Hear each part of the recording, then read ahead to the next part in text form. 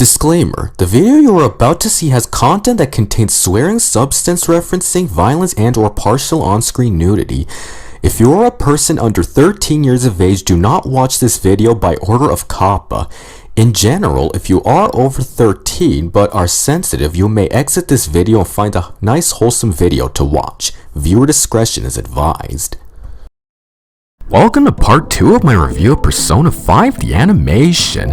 In the last episode, we've seen Ren transfer to Tokyo, be given his mission of rehabilitation, finding the metaverse and meeting Morgana, Ryuji, and Ann. What will occur next for our main character? Let's take a look right now. The next morning, the students gather around the hallways and notice something on all of the bulletin boards. Suguru Kamoshida, the utter bastard of lust. Pushing your distorted desires on defenseless students to steal away your desires and make you confess all of your sins. From the Phantom Thieves of Hearts. What those things are calling cards. In the previous day, when they enter the treasure room, Morgana states that the treasure has to appear before they can steal it, and how they can do that is to send calling cards. Our calling card gave us the chance to steal it. Morgana explains they need to send a calling card to the person they are going to steal the treasure from. Once the person sees it, their cognition will change and their treasure will manifest. However, they need to steal it the very same day the calling card is sent, because it will only take physical form for one day. Once the day is up, the treasure won't be able to manifest again. However, in the original game, it's up to the player to decide when to send the calling card because you're given a deadline.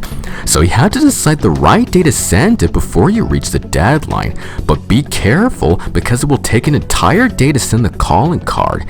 Even if you send the calling card only one day before the deadline, it won't take effect, and that's when it's game over. Well guys, pretty good, don't you think? Meh. The logo seems a bit lacking too. You don't think that too, right? Oh, come on! That's not art. That's just annoying. Once Kamoshida sees the calling cards, he then starts to get pissy and questions any student that comes in his way if any of them have put up those cards. Was it you? Huh? No! Or was it you? Hey! Or is it you two who are behind all of this? Oh well, you'll all be gone soon enough, once you're expelled. Come on, steal it if you can! I dare you! Kick you in the nuts! After that, the four gather at the rooftop and plan their next move. Based on Kamoshida's response, I bet we had an effect on his palace. Well, let's storm the palace and get it done then. Keep your pants on. Honey, where are my pants? First, they need to prepare themselves before they can enter the palace. I think it's best if we prepare ourselves for that. Prepare. Prepare for battle! However, Sorry, but can I leave all that to you guys? I've got somewhere I need to go first. that will be explained later. For now, Ren, Ryuji, and Morgana enter the airsoft shop to look for some weapons. Oh, this one seems pretty nice. And pricey. But then why me? You're a regular, right? Please don't make me. They then come across the manager of the shop, Munehisa Iwai, voiced by Kaiji Tang, best known as Satoru Gojo from Jujutsu Kaisen, Hendrickson from the Seven Deadly Sins, and Pikachu from Detective Pikachu. In the original game, the airsoft shop is where you buy and sell weapons for yourself and your teammates. However, you need to think about what weapons you're going to use, because there are some weapons that have higher damage but lower frequency, and vice versa. But also before that, Ryuji was already carrying a weapon for you to use, and that's where you get a tutorial to use it. So I have to thank the anime for deciding not to use any weapons until the time was right to use them. After buying their weapons and leaving Ryuji broke, And now I'm broke. You seriously couldn't get the price down? I'm no good at handling tough guys like him. Just grow some fucking balls! they then try to look for medical supplies. Will these work? Well, that's reassuring. Band-aids don't fix bullet holes. With no luck in finding the right supplies, Ren returns to LeBlanc just as a customer is leaving. So, I hear this is where you're staying. This here is the back alley doctor Tai Takemi, voiced by Abby Trott, the voice of Nezuko Kamado from Demon Slayer, Riku Ida from Kuroko's Basketball, and Veronica Leonis from the Seven Deadly Sins. However, this is strange because she voiced Takemi in the remastered version Persona 5 Royal, whereas in the original game she was voiced by Kirsten Potter, who also voiced Ron-Tao from Bleach and Elizabeth Neiman from Crackdown 3. And for the Persona series, she also voiced Yukino Mayuzumi from the first Persona game. Ha! Ouch! Ah! Here! Ah! As well as Persona 2 Innocent Sin. I lost? Ha! Too obvious! Take this! The reason for the recast is because according to this comment from the source of this Instagram post, Potter moved away from Atlas West, which is where the English version of the game was recorded, and because of that they were unable to reach her for the remaster, and as a result, Trott ended up inheriting the role. It's effective medicine. Try it out when you're exhausted. There are likely to be side effects. Side effects? Don't worry, whatever it is, no matter how excruciatingly painful it may be, it'll wear off eventually. After that, Ren heads up to the attic and starts crafting infiltration tools. Looks like a storage room. You'd better get ready to train your butt off. In the original game, you're able to craft infiltration tools that will help you battle shadows, lower security levels, inflict ailments on enemies, and make lockpicks to open locked treasure chests. After that's done, and after On finishes visiting Shiho at the hospital, I'll come back. Promise. Friends help each other, yes they do, it's true. the clock strikes the hour, and it's time for the Phantom Thieves to enter the palace and steal the treasure. Seems like they really beefed up security. It wouldn't be a challenge if they didn't. What they mean by that is in the original game, whenever you enter a palace, there is a display showing the level of security. Whenever a shadow sees you, it will increase security, and the only way to lower it is to battle the shadows. If the security reaches 100%, then you will be forced to leave the palace until the next day you can enter. And once the calling card is sent, the security level will automatically reach 100%, and as a result, there will be more enemies who will be on guard. The debut of the Phantom Thieves. We already showed our calling card, so we can't mess this up. Let's go.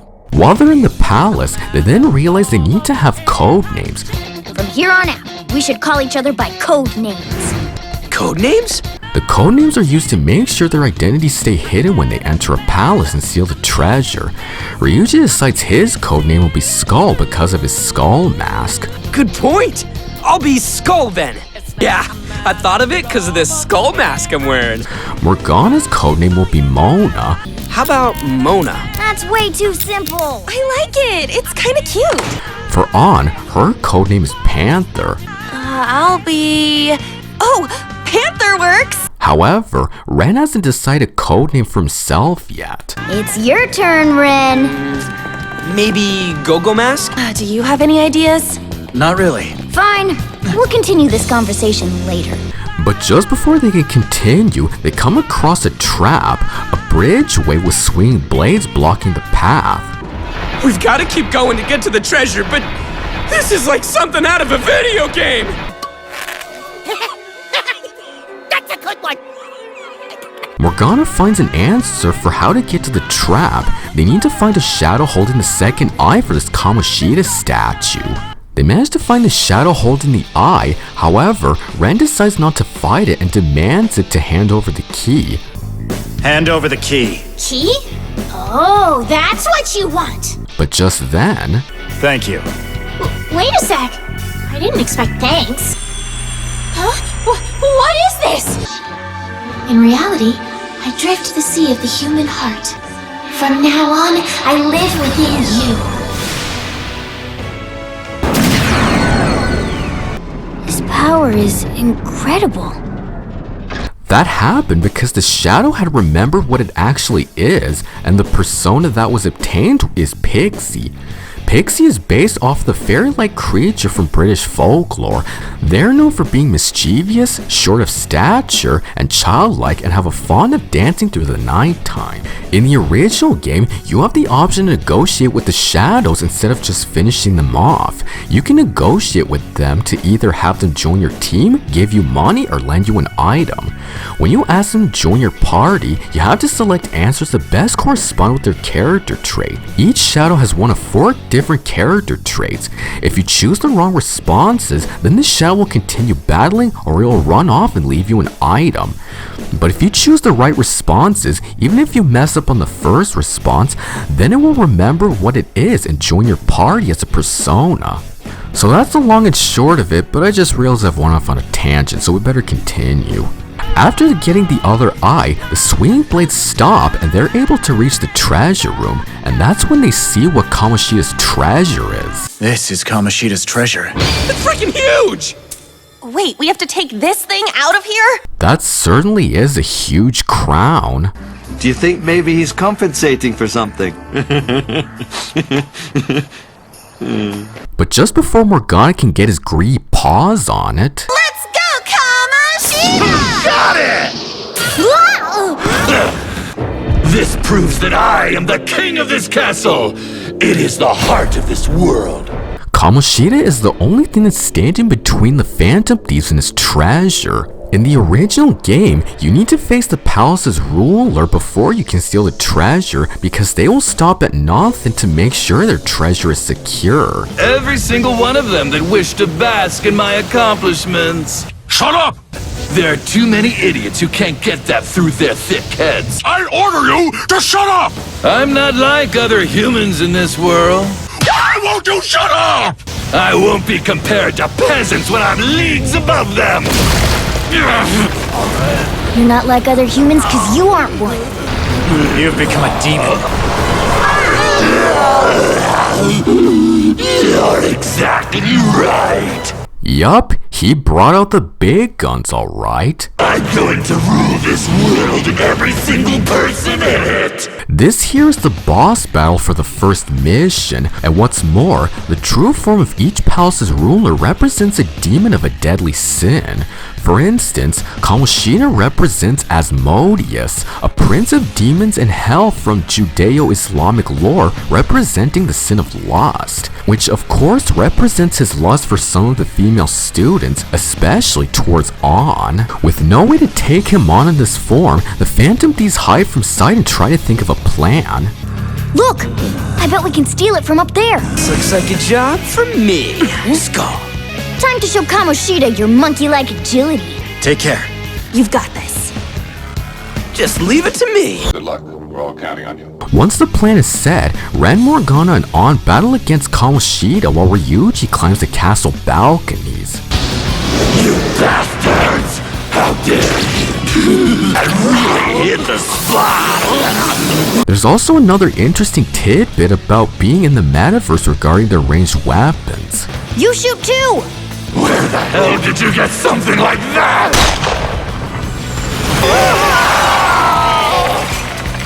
If he perceives your gun as a real weapon, then it becomes one. That's right, when you bring a model ranged weapon into the metaverse, then it becomes real. Not only can you use your personas, you can also use melee weapons and ranged weapons whenever you don't have enough SP at your disposal. And each team member has their own unique melee and ranged weapons. For instance, Ren's melee weapon is a rabble knife and ranged weapon is a Takachev. Morgana's melee weapon is a banded sword and ranged weapon is a slingshot. Ryuji's melee weapon is a normal rod and ranged weapon is a Levinson M31. An's melee weapon is a leather whip and ranged weapon is an SMG. And just like with their weapons, their personas also have their own unique skills. For instance, Arsene uses curse skills, Zoro uses wind skills, Captain Kid uses electricity skills, and Carmen uses fire skills. Wow. I just went off on another tangent. We better move on before I go more off track. Kamoshida then unleashes his ultimate attack, his gold medal spike. Gold medal spike! You guys! Kamoshida then prepares to use his ultimate attack again when Ren suddenly passes out. He then finds himself back in the Velvet Room. So, are you satisfied with this? I can still fight. It's not over. Very well. And here is where one of the key uses of the Velvet Room comes into play, the creation of new personas. For here, he fuses Pixie, the persona he obtained when he got the key, along with his personal persona, Arsene. Just before the fusion, Arsene gives his final farewell. Though I may disappear for now, I will always be at your side. And when thy fate reaches its end, we shall meet again. So long, old friend.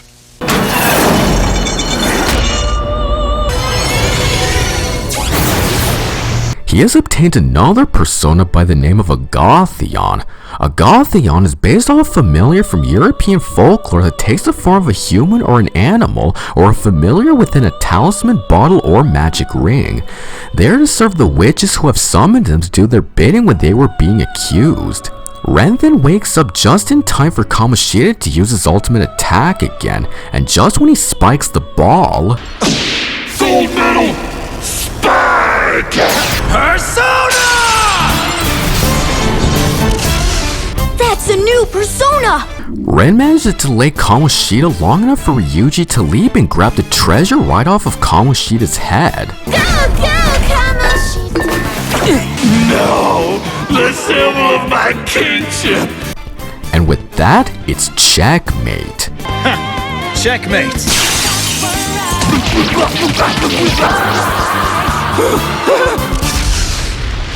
Kamoshida then tries to run away, only for him to stop at a balcony and be cornered by the Phantom Thieves. You're surrounded.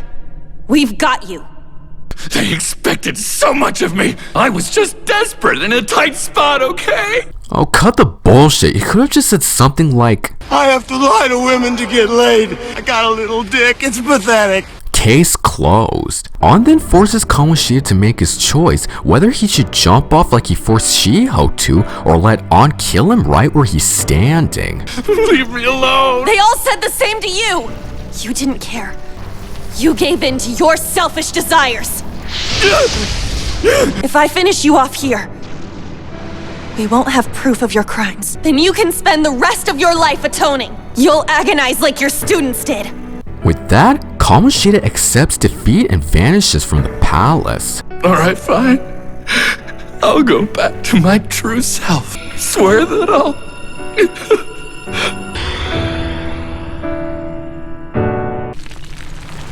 This is bad. Guys, run! Well, now's not the time to celebrate. With the palace collapsing, it's time for them to get the hell out of here. Run! Run for your lives! This way! In the original game, once the palace collapses, its location is deleted from the meta-nav, and after the treasure is stolen, the next step is to wait and see if the person whose treasure was stolen has had their heart changed. The next day is the day of the board meeting. Everyone assembles in the gym as the principal talks about Shiho's attempted suicide. The students then acknowledge that Kamoshida hasn't shown up lately, which makes Ren, Ryuji, and On concerned if they screwed up their mission. That Kamoshida, what the hell's he been up to? You don't think we screwed up, do you? But just then... I've repeatedly done many things. Yelling at students. I was inappropriate with some female students. You should be ashamed of yourself. I'm sure you'll recall when Shiho Suzui tried to kill herself that one day. It was all because of me. In the original game, he also confesses that he tried to get Yuri, Yuji, and Mishima expelled and withdraws his plans to have them expelled. And also confessed he tried to force On into having her way with him in return for giving Shiho a position on the volleyball team. I know that I'm shallow, arrogant, and just shameful. No, I'm worse than that! He sure is. And just when Kamoshida's thinking about killing himself to end his guilt... Don't run! Before Shiho jumped, there was a lot she ignored. We all live a life full of regrets. So who said you could run? She's right. If you're just gonna keep running away from your sins, they're just going to follow you until the end of time. So the only way to save yourself is to accept your sins and atone for them. Even though every person you've ever inflicted despair onto will never forgive you, at least you'll be able to think about what you've done and have closure. Yes, you're right. You're right about everything. I'll turn myself in. Call the police right now. This is just like what the calling card said. Those phantom thieves of hearts. They were real then? After that, Ren returns to Leblanc, and he and his friends are relieved that they had succeeded. That's when An gives great news. Oh, I forgot to tell you. What up? Shiho, she woke up. I was able to give her the news. I got to tell her Kamoshida confessed to everything he did. It certainly is a great day for the Phantom Thief's first heist, and Morgana even congratulates Ren as well as giving him his official code name. Guess you deserve some respect, huh, Joker? Joker? I chose it because you seem special. You're our team's wild card, a trickster. Yeah, that name seems to be a recurring thing in the Megami Tensei series because in the third installment of another spin-off series, Majin Tensei, the protagonist has a dog named Joker, and in the Persona 2 duology, it's all over the place. It's the name of a character in Innocent Sin, the name of another character in Eternal Punishment, the name of his persona, the name of an ailment, the name of a skill, and the name of a song performed by the idol group Muses. My best guess is that the people of Atlas might be huge fans of Joker cards. I can't prove that I'm right, but you can't prove that I'm wrong. Sojiro then comes up and sees that Morgana's in the attic with Ran. You took in a stray? What's its name? Morgana. However, Sojiro is quick to accept Morgana living here and offers to give him some leftovers. I should have some leftovers. Be right back.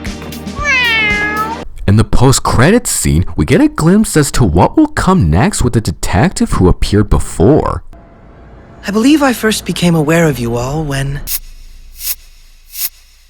It certainly does pique my interest on what that means, but we'll know soon enough. We then see the detective being surrounded by cameras. Now I may not look it, but I actually have a pretty big sweet tooth. And sugar is essential for that. You're Akechi-san, aren't you? The high school detective. That's right. So you've heard of me. I'm quite honored. We've got phantom thieves at our school. Phantom thieves? Could this be foreshadowing? The next day, Ren and Ryuji go back to the airsoft shop to pawn off a medal to EY. Tell me, where'd you guys get this? Well, you see, we grabbed it from an acquaintance by chance. So, what can you give us? Oh. Wow. I joined the leisure class. Anyway, now that that's settled, it's time to celebrate with a feast. Cheers!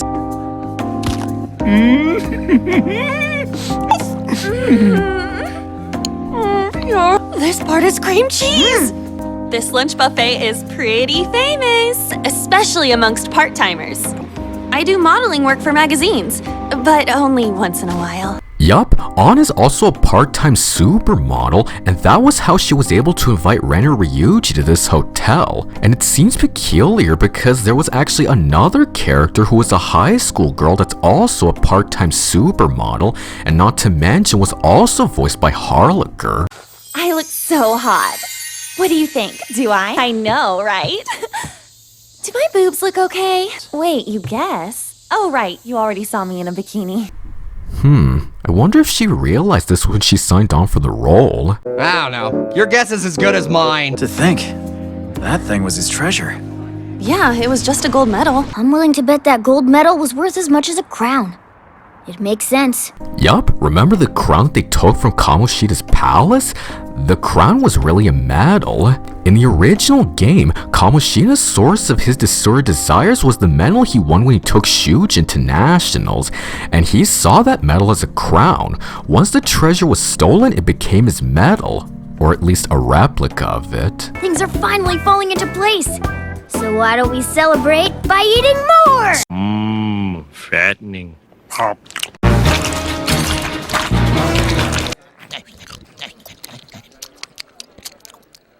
starving, Marvin, that's my pet pet. After they finished stuffing their faces, Ren and Ryuji set off to wash themselves off.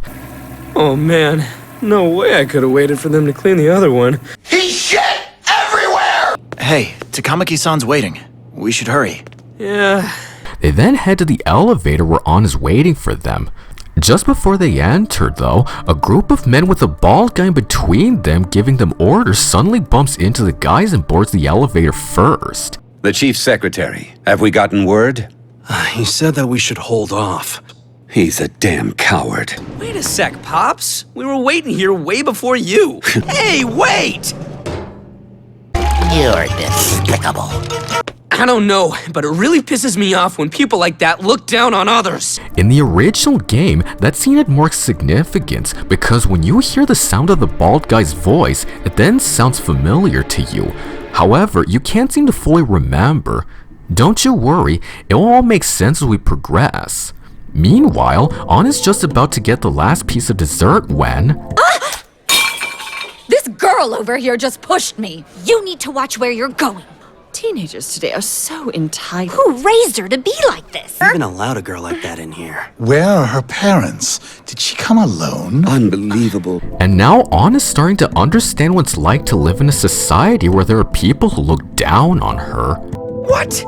Are you serious? Even though she's the one who bumped into you? Sounds like you had it rough too. This brings the three to the realization that there are other people out there with distorted hearts that are just as bad, if not worse, than the one Kamoshida had.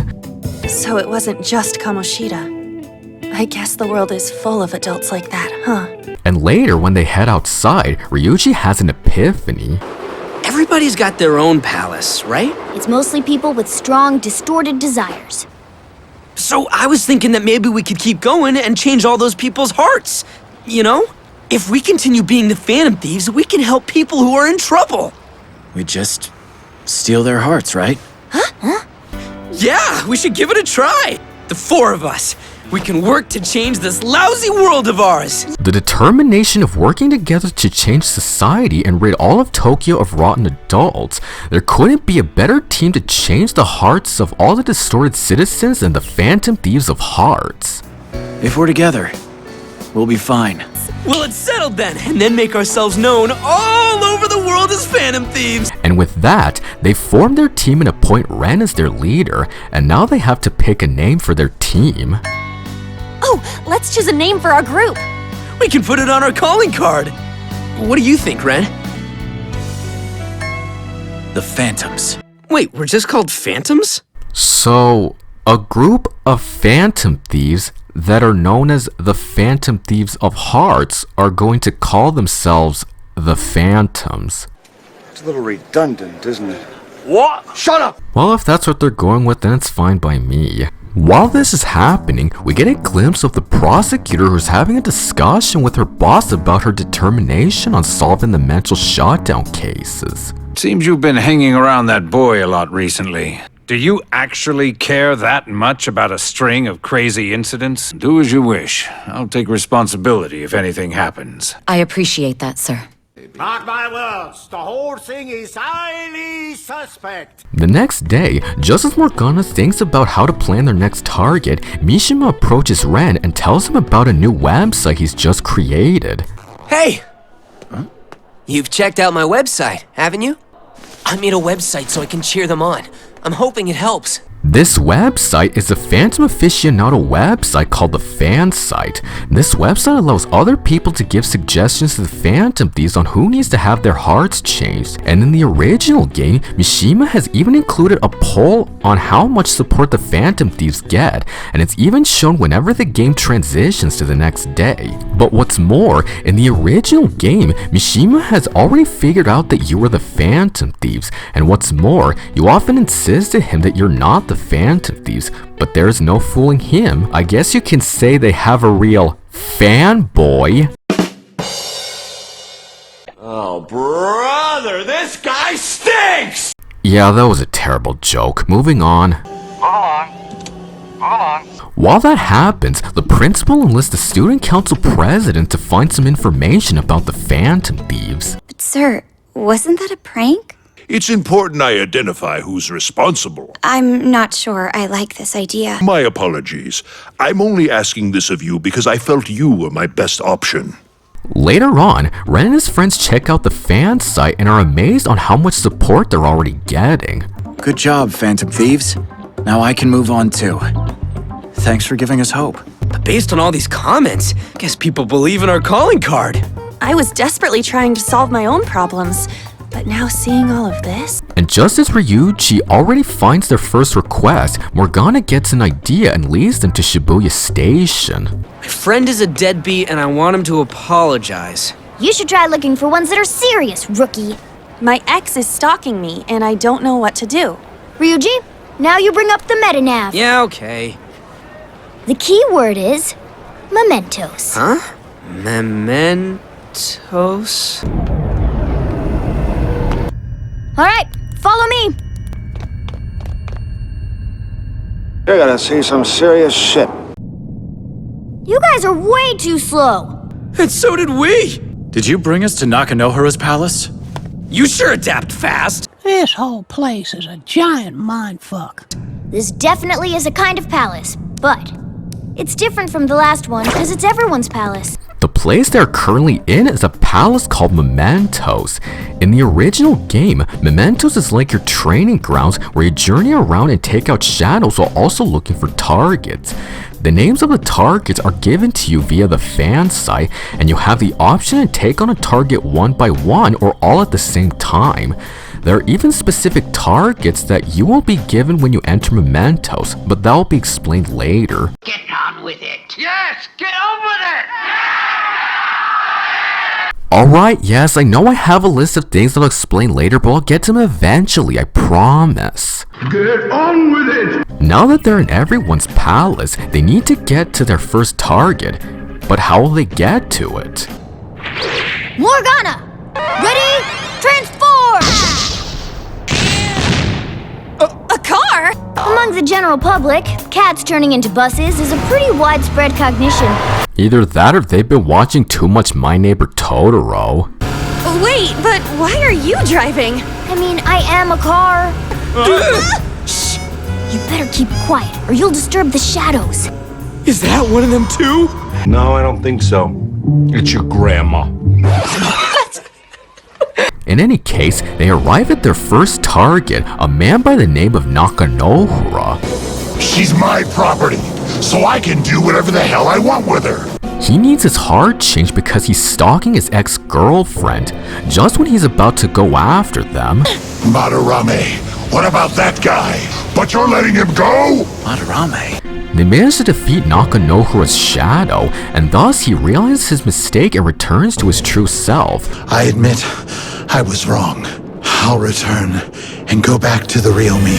But not before leaving his treasure. In the original game, after you defeated a Memento Shadow, they leave behind armor, items, or even weapons that you can use or sell to upgrade your stats. And the more shadows you defeat, the more treasures you can obtain. They then reach a door that opens and leads to a lower level. This is as far as I got last time I was here.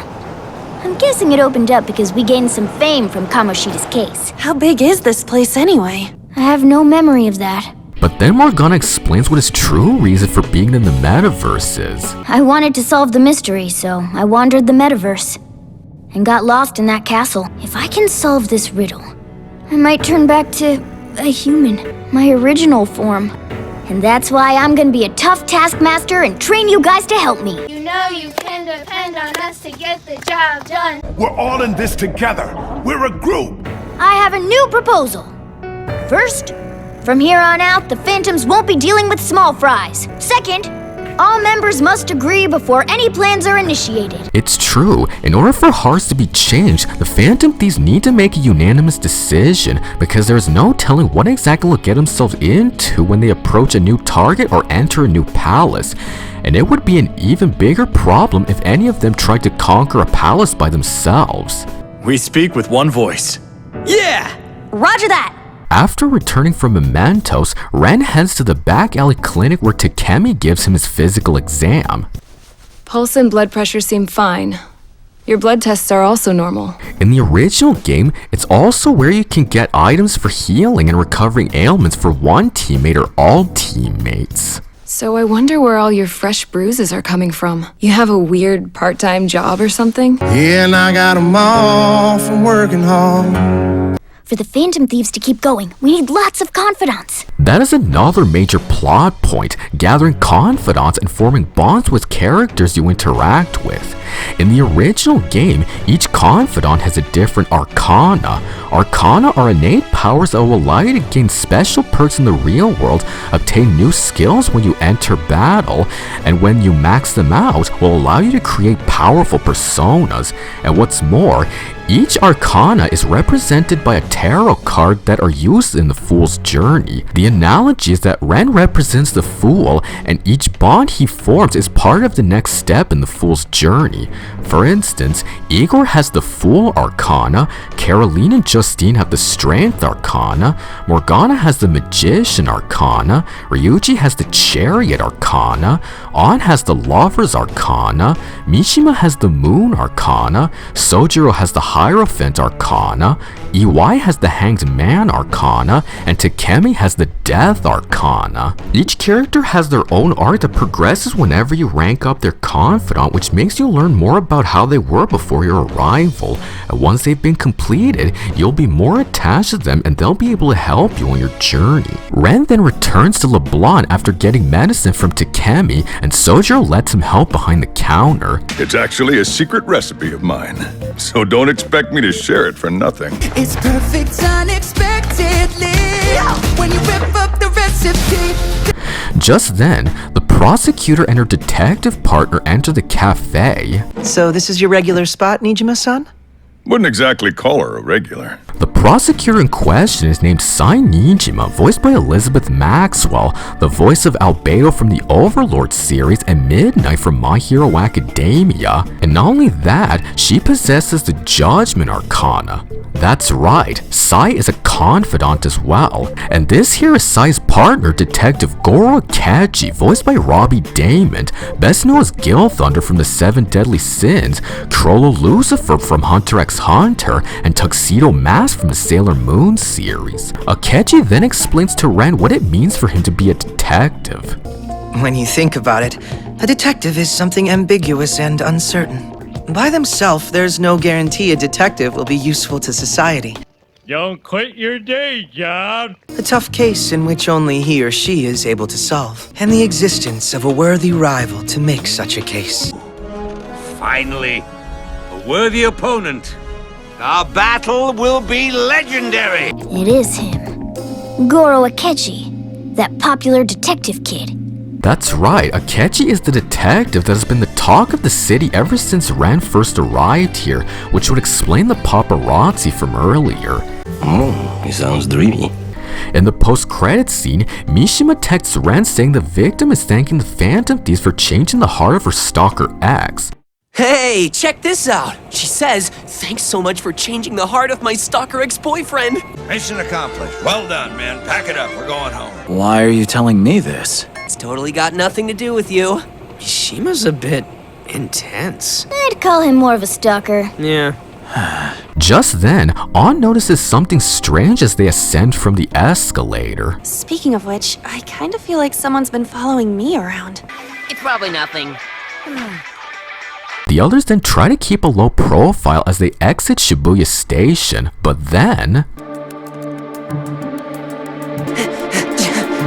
Hey, you!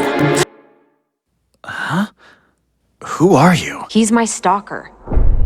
What? You joking? Well, this guy sure seems like a barrel of sunshine, doesn't he? Regardless, this here is Yusuke Kitagawa, voiced by Matthew Mercer, best known as Jotaro Kujo from the JoJo's Bizarre Adventure series and Levi Ackerman from Attack on Titan, and also voiced Kaiji Tatsumi from Persona 4 Arena Ultimax. Alright, time to get started. This is my second present for you, Senpai. Can't give him something half-assed. Plan for it all laid out perfect. Just gotta knit till my hands fall off. He is a second year at another school called Kosei High in the Fine Arts Division, and he explains why he's been following them. I have been unable to avert my gaze. She has stolen my heart. Wait, what do you want from me? I want... If what I think is happening, it better not be. you to be the model for my next art piece! Huh? Say what? After that revelation, we cut back to Sai in the interrogation room where she questions Ren about their next target. A detestable human being who attained fame and fortune through dishonesty and plagiarism. You had better start talking. Search your memory because I want nothing but the truth. We then go back to Shujin Academy where classes just ended and the group meet up on the rooftop. Maybe a little phantom thievery will tickle your fancy? Idiot. If we aren't careful, it'll be our heads on the chopping block. Yeah, I know. I was kidding. Everyone knows that. Sure. On then shows passes to an art exhibition that Yusuke had given her. What do we do about these? Oh yeah, that creepo on the street. I'll be assisting him on the first day. I can give you more details then. They then start arguing about whether or not they should go, but then Ren remembers something about the name Madarame. Madarame. But just before they can discuss this any further, they're interrupted by Shujin Academy Student Council President Makoto Nijima, voiced by Jeremy Lay, the voice of Asuna from the Sword Art Online series, and Lucy Hartfilia from Fairy Tail. Makoto Nijima. It's a pleasure. Another person named Nijima. Well, there's no time to ponder about that because she kicks them all off the rooftop after hearing that they were the students most involved with Kamoshida's abuse. Be careful around that girl. She's a sharp one. I'll keep that in mind. After they get kicked out of the rooftop, they arrive at the art exhibition the next day. I thought you weren't coming, Ryuji. You guys told me I had to come, remember? You are like sissy girl. In the center is the man in charge of the exhibition himself, Ichiro Yusai Madarame, voiced by Kyle Bear, best known as Gohan from the Dragon Ball series, Big the Cat from the Sonic the Hedgehog series, and Ryu from the Street Fighter series. Madarame also happens to be Yusuke's sensei as well as his caretaker, and here he states that he has different perspectives in his work and that he puts his heart and soul into them, which is making every person admire his efforts. For me, inspiration naturally wells up from within my heart. What's most important is distancing oneself from worldly desires like fame and fortune. But just then, Yusuke approaches the group, happy that An showed up after all. I'm so glad you came. I see you two came as well. Just make sure not to get in the way of the other guests. Okay. This is civil. Yusuke then takes An to look at the artwork. All right, see you guys later. What do you want to do? Look around? There's something I need to check out. This better be good. Later, Ren asks An to meet him, Morgana, and Ryuji at Shibuya Station to talk about something he found on the fan site. A known master of Japanese arts is currently plagiarizing his pupils' work. He forces his students to live in a shack while he teaches them nothing. He treats them inhumanely as if he were training dogs. What they mean by that is there are rumors that Madarame has been plagiarizing artwork from his former pupils and making a profit from them. And he's been doing this by letting his students into his shack and forces them to make artwork for him to steal and pass off as his own. These comments alone are enough to make me suspicious. A kind old painter like that? That's exactly what I said. If it turns out to be true, it'll be a great catch. With that, the Phantom Thieves consider Madarame as their next target. However, in order to confirm it, they'll need to pay Madarame's shack a visit. With An's help, of course. Right. In that case, we've got a favor to ask of you, Lady An. A favor? An sends Yusuke a text stating that she'll try the modeling offer he made to her the day they met. After that, Yusuke sends the address to Madarame's shack. For real? We got the right place. What a dump. They ring the bell and Yusuke opens the door for her. What are you two doing here? Nice to see you too. Ryuji decides to cut the bullshit and asks Yusuke for confirmation on the rumors about Madarame plagiarizing his pupils' works. Enough chit-chat. Are the rumors about your teacher true? It's all over the internet.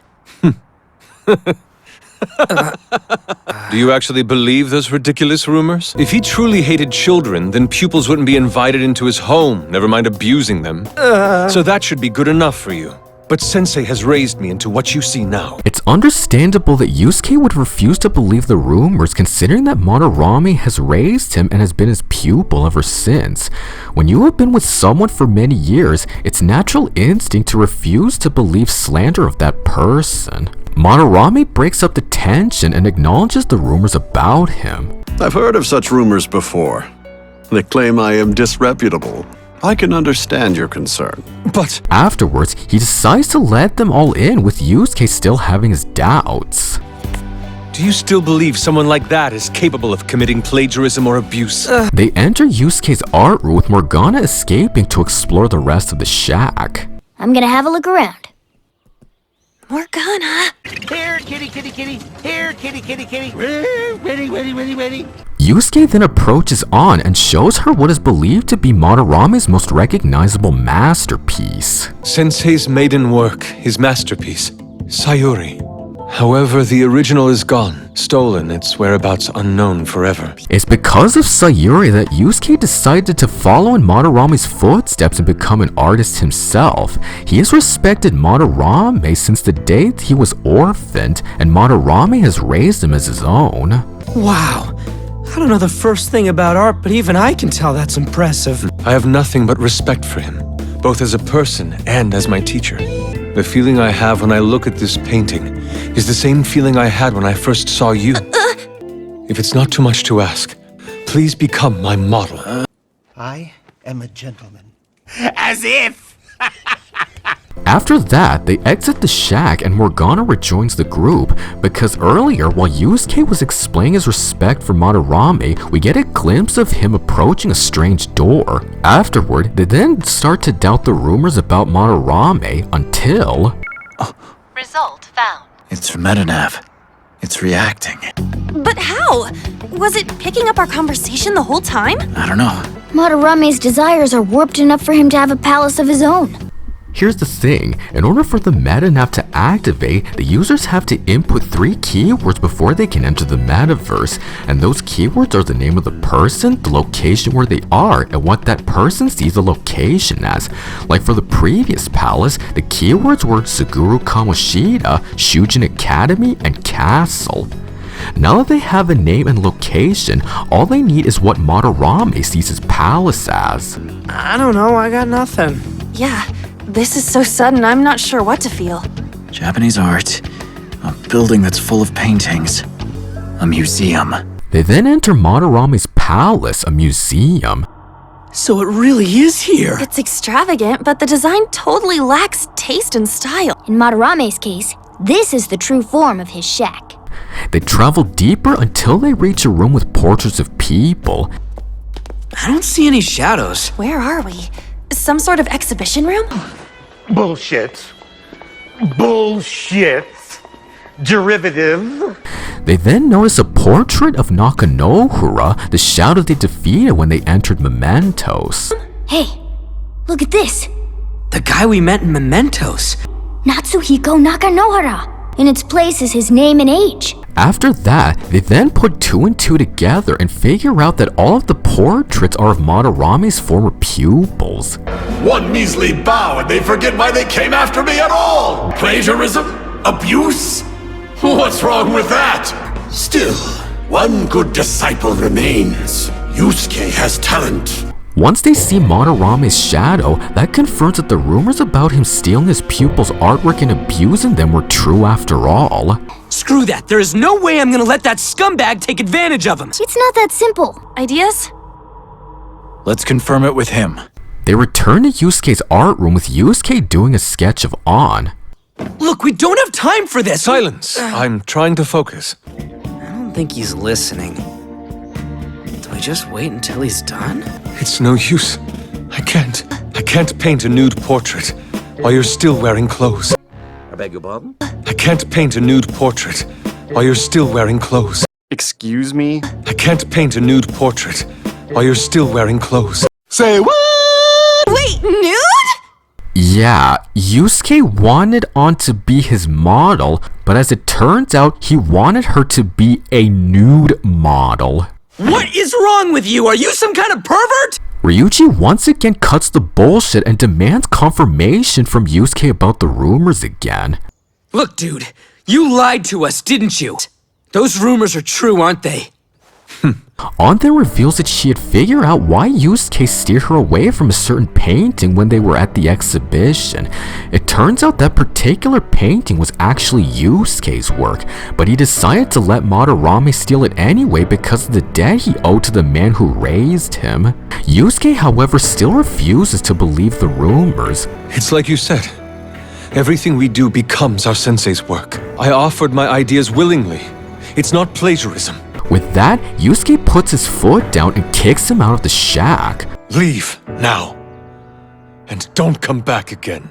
Are you blind? With no other way to convince Yusuke, they decide to call it a day and head out. It's what he said before. How Madarame took him in when he had no family. Oh, that's such a sweet sentiment.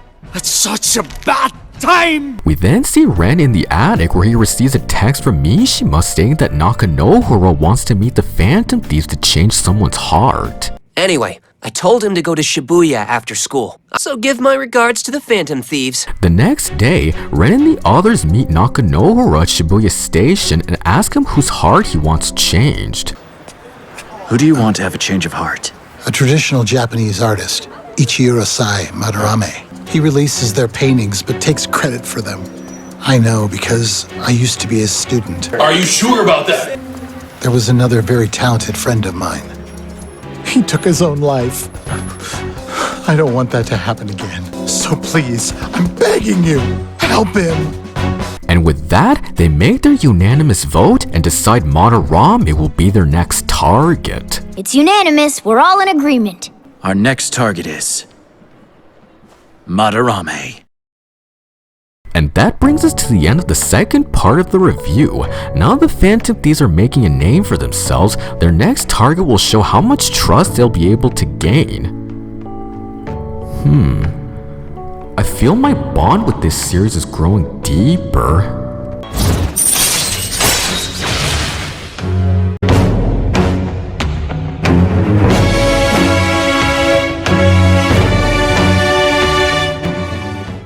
So, what will happen next? Well, you just have to find it on part 3. See you all next time. This is Jordan Martinez signing off.